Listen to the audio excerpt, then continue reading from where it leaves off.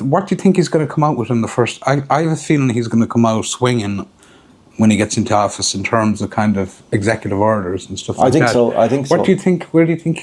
Well, I think he's made it clear free speech is a priority. He's going to kind of make sure that, and I think that will spread with like a contagion through the free world, through the former free world. The former free world will become free again.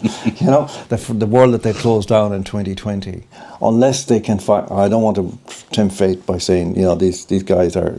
There's a lot of dark forces out there, but I think that's one of his priorities. There are all kinds of things. I mean, I'm not clear in my head what this stuff is about Canada and Greenland. I don't know what kind of a game he's playing there, because in a certain sense, I mean, Steve Bannon has been talking about it, you know, but the last time I checked on Steve Bannon's CV, he described himself as a populist nationalist, you know, and now he's kind of a populist imperialist or something, you know.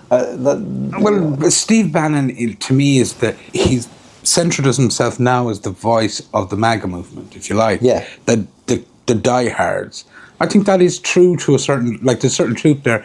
But if you go back, Bannon, even to Breitbart, you know, they were always right of whatever the most right-wing news organisation were. And that was driven by, you know, Andrew Breitbart, but mostly by Stephen Bannon after Breitbart's death. But I think his instincts for what's going on, whether it was through COVID, whether it's the 2 election cycles or covering the impeachments, his instincts for what is going on are usually good, but he has a narrative. Yeah, I thought he was a bit slow on the COVID thing. I mean, if you remember that the thing was called War Room Pandemic. I didn't have any quotation marks, you know.